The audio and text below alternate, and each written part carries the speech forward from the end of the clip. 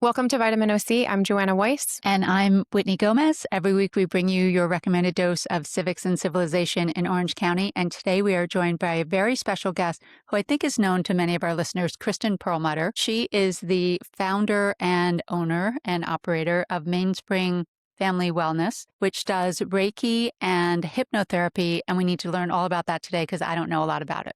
Okay. We're so excited to have you on. Thanks for being here. And today we're going to talk about your career, what Reiki actually is, and how people can fit wellness into their everyday lives. And thanks so much for being here.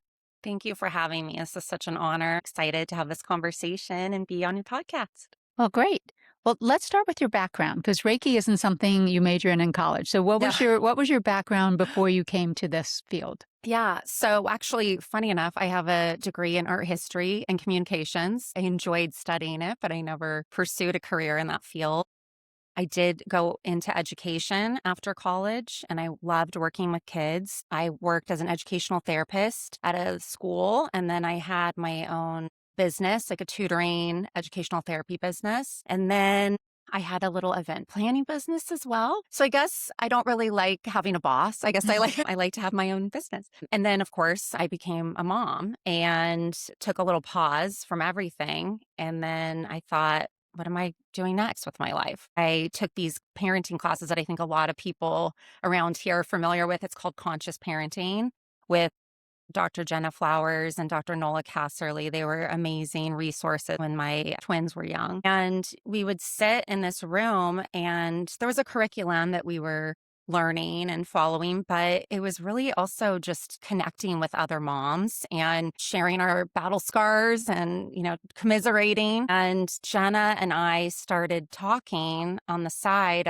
as the years went on about building something from that, creating a community, creating a space, a wellness center where families could access traditional therapy, but also try some integrative approaches, some different healing modalities, maybe more of a holistic approach to wellness and parenting and families. So that turned into classes and groups that we put together. And then the Reiki and the hypnotherapy came a little bit later.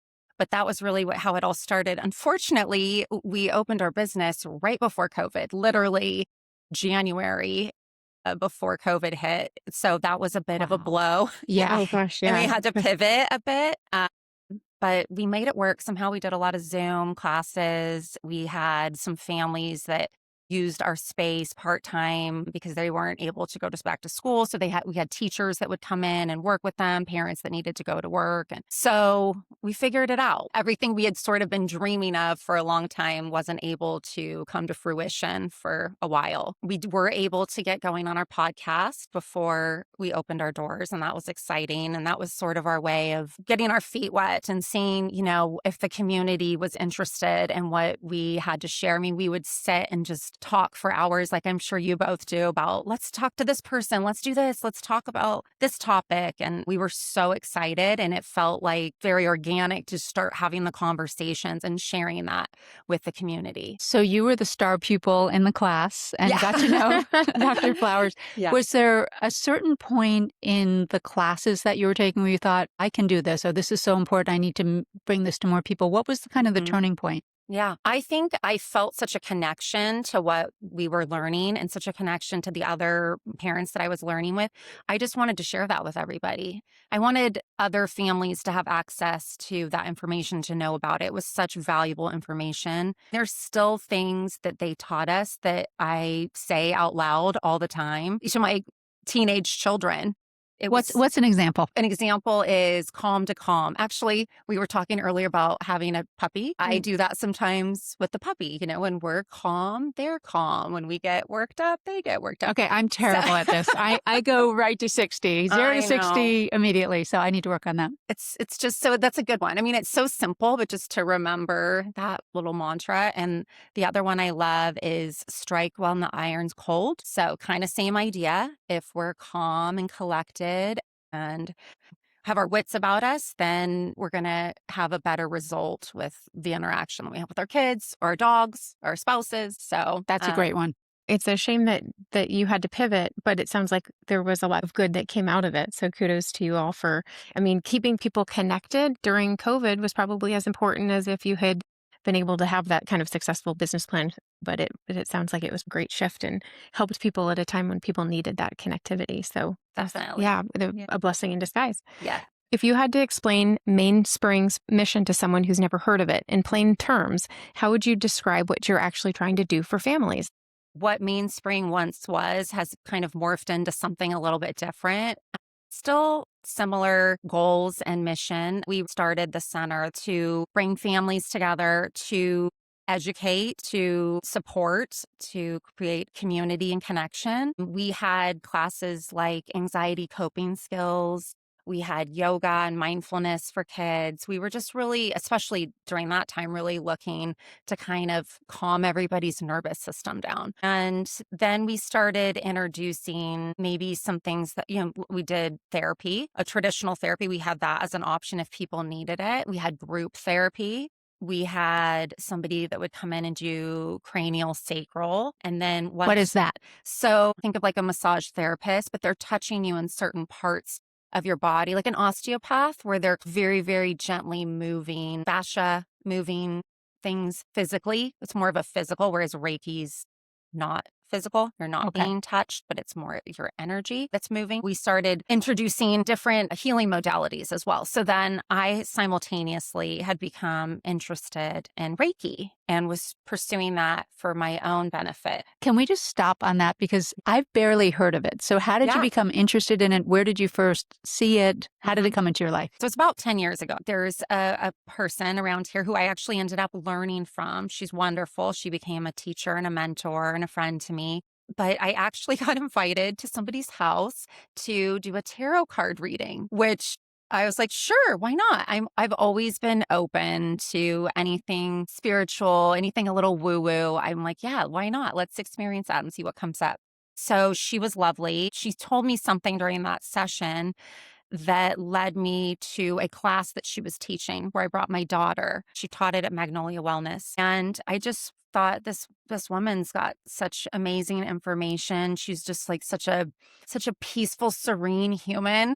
I just thought what a great person to get treatment from. And I was feeling a little stuck at the time. I was like, well, I don't know what I'm doing next. I have 3 little kids. I know that I want to do something else with my life. I want to create another business, but I didn't know what. I did a couple sessions with her and everything kind of became more clear. And she actually told me some things during the session that were going to happen. And I was like, wait, what? Like she even talked about, she didn't say podcast, but she said, you're going to be on the radio or you're going to be talking to people about, you're nervous to share because you feel like you don't have the wisdom, but everybody's going to look to you and be like, I want to hear what this person has to say. And I was like, what is she talking about? Like, this is. So that was not at all what was in my mind as far as starting a new business. And it's so interesting, fast forward a couple of years later, that Jenna and I started talking and this all started to this path sort of appeared. But meanwhile, I would go see Jessica just to feel more grounded. When I was feeling, as a parent, a little overwhelmed or things felt chaotic, I just was like, I got to clear my energy, just bring everything down a notch. And sometimes my grandma would show up and it was amazing. She's gifted. She can channel. She's incredible. But she told me one time, she said, hey, if you are interested in learning more about Reiki, then come take a class that I'm going to teach. So that's how it started. It started in her living room. I think there was like 5 people there.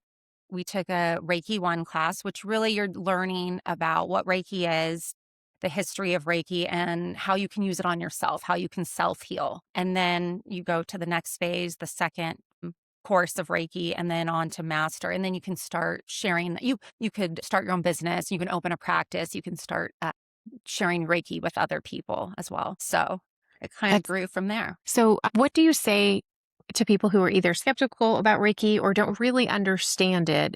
Can you tell us maybe what a typical session is like so that we Sure. can kind of understand what it's about? Yeah, everybody does it a little bit differently. I start my sessions having conversation with the person about, maybe what their expectations are, why they're there, how they're feeling, what they'd like to leave feeling like, what they'd like to leave behind. And we kind of come up with a plan.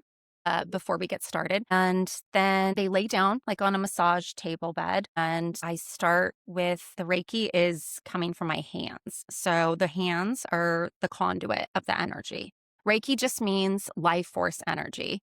It's a Japanese healing modality. Energy's everywhere. It's everything. So the idea is that we're raising the vibration, raising the frequency, balancing everything physically, mentally, emotionally, to create more of a harmonious, balanced existence. And the more we're in that state, the more we're all in that higher frequency, the better off we'll be collectively, is how it's seen. So I use my hands, but I don't actually touch people. But every time somebody that is new to Reiki will say, "Are you sure you didn't touch me?" Because they absolutely feel the energy of what's, and it's amazing. So it's kind of like magic. Right, right. Wow. Yeah. So yeah. Is it exhausting for you? It can be. You have to be really careful about protecting your own energy. I think when you're doing any sort of energy work, you have to make sure that you take steps before and after to protect your own energy and not get too involved with people's emotions that come up, and kind of have to stay removed from it. I think you're a better healer if you can do that. The more you take in, the more depleted you're going to become. I also would never schedule, 5 people in a day or Okay. 4 people back to back. Like, you need breaks. And yeah. And then every once in a while, there might be somebody that their energy's a lot or something really heavy came up. And I'll go home that night and I'll be like, oh, wow, that kind of knocked me out a little bit. So And it's all energy. It's not if someone comes in with a sore shoulder that they're going to feel. yes. It can. Yes. Okay. Physical pain, emotional pain, anxiety, trauma, past trauma, all of it.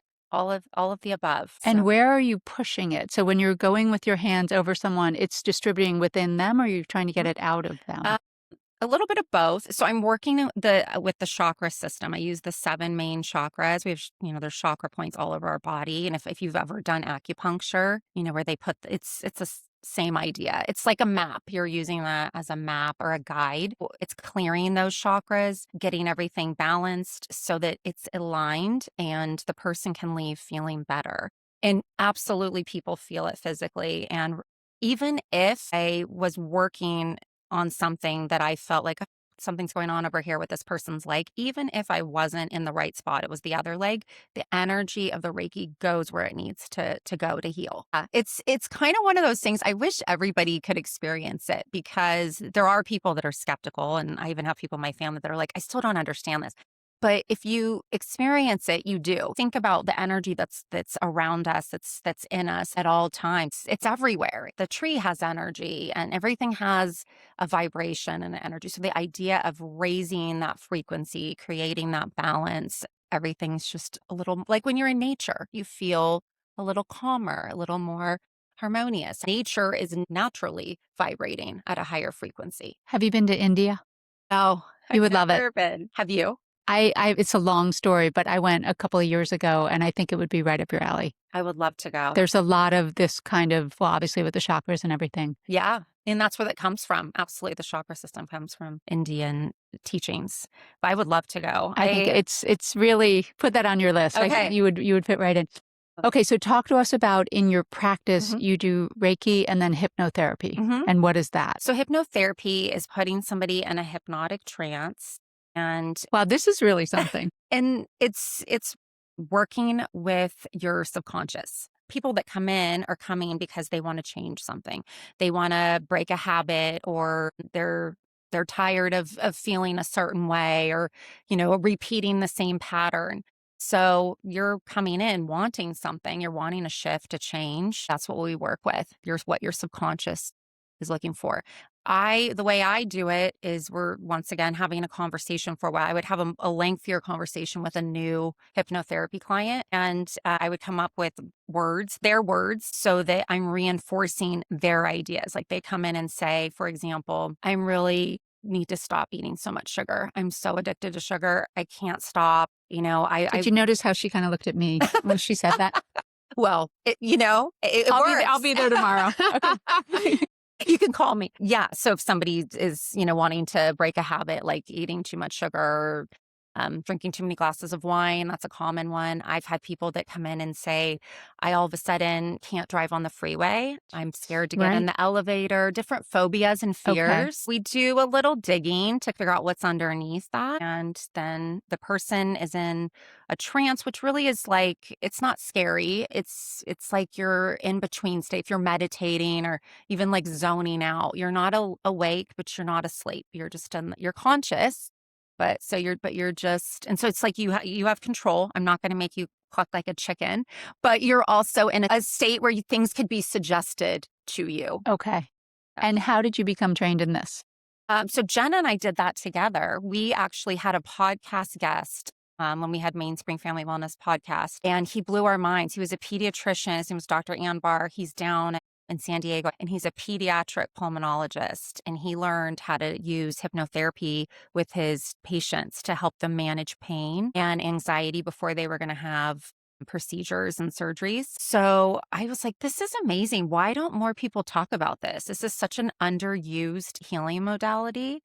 And then I started doing a little more research. There's an amazing book. You can also listen to it. It'll blow your mind. It's called Many Lives, Many Masters, written by a psychiatrist. Same thing. He had been working with different client patients and wasn't getting the results he wanted. So he started using hypnosis and just opened up this whole new world of healing. So Dr. Ambar said to Jenna and I, we're so fascinated. We want to learn more about this. And he's like, you should get trained. You guys should learn how to do this and add it to your offerings. And we were like, okay. So Jenna had somebody that she knew that had become a hypnotherapist, but also a teacher. So he trained us. He came in and for several months. It was intensive because it was just the three of us. And we trained with him. And yeah. Incredible. You said earlier that you use the patient's words when you're talking with them. Can you give an example of how that's done? Like if somebody came in and said, so I try to focus on the positive. So if someone's saying, I'm so sick of I'm going to keep using sugar, probably because I also have a sugar addiction. Relatable, very relatable very for all of us. relatable, exactly. But if somebody came in and was, stressed about their sugar intake, we would want to flip it around and what it's not so much what don't you want, what do you want? What is it that sugar is taking the place of, or something in you that it's satisfying that you would like to replace it with something else, in other words. So it could be, let me think of an example. If somebody says, well, I really just want to feel more peaceful. And it doesn't always happen immediately. We go through different exercises to find out what these words, these powerful words, that things in your life that you're just wanting more of. And they can be really simple. I want more control, or I want more support. I want to feel safe. And we dive into so I'm using those words. And then another thing that we have to establish is a happy place or a sanctuary, a safe place that we begin and end the session with. And it just helps you feel more grounded and connected and helps you relax. So if you can visualize a place that you feel the calmest, maybe you've been there before, maybe you haven't, and I have them give me very detailed information about that and describe it to me. So then when I'm in the session, I'm reinforcing that visual with their description.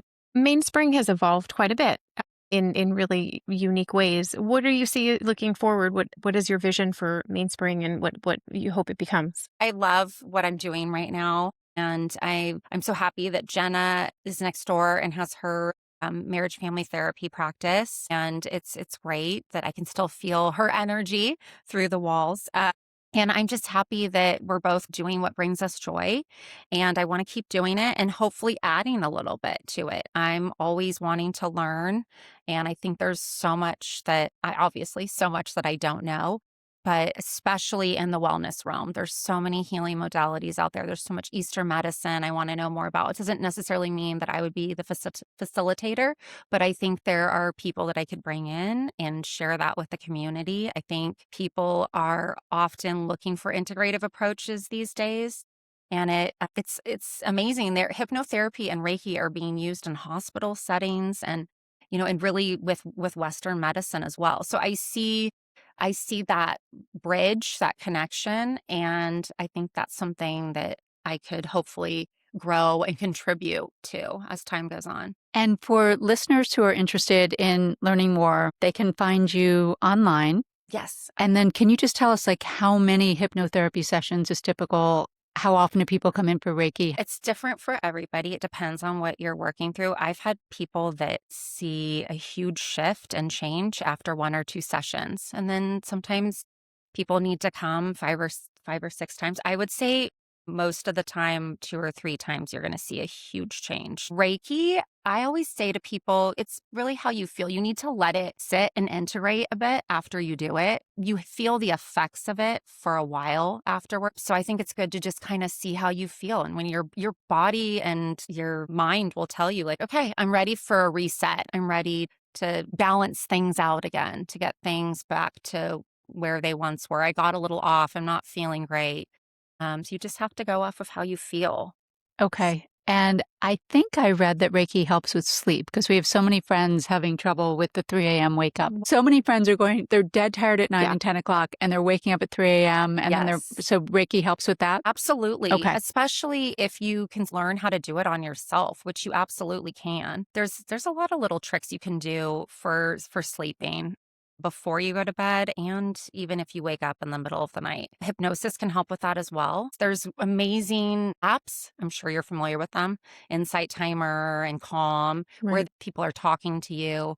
And that's basically what a hypnotherapy session sounds like. So it's kind of, whatever it is that they're saying. A guided meditation, as it were. It's exactly a guided meditation. So I think all of that will absolutely help. And we need it. And we need it sometimes just even in the middle of the day. You just need to sit for a second, get centered and grounded and connect back to yourself when everything feels a little out of control. I'm fascinated. Yeah, absolutely. Absolutely. And I love also that you're an example of a woman who, as your kids are getting older, that you're continuing to pursue things that you're interested in, which I think is great role modeling for a lot of our listeners who are women about our age whose kids are graduating high school, moving on, and people are rediscovering what their passions are. You're a great example and inspiration for listeners too.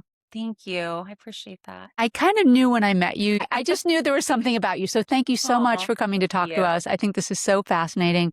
As Joanna said, we really admire people that are going out there and taking initiative. And hopefully you can help some of our listeners. So thanks for coming. I would love to. Thanks. Thank you so much. It's been such a pleasure. We appreciate being here. Thanks so much. And to our listeners, thanks for joining us for your recommended dose of civics and civilization in Orange County. We'll see you next time on Vitamin OC.